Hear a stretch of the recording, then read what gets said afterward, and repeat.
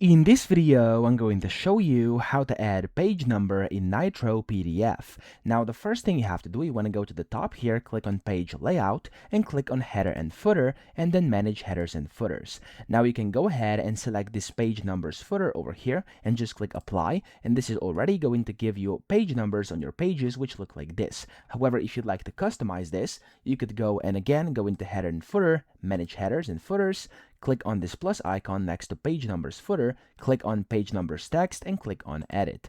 Now from in here, you can go ahead and change a bunch of different things. For example, you could change colors of that. You could go and of course change how big it is. You could change the format, type, etc. And of course the location, layout as well. There's a bunch of things you could do in here. It's pretty self-explanatory. I'm not going to waste your time.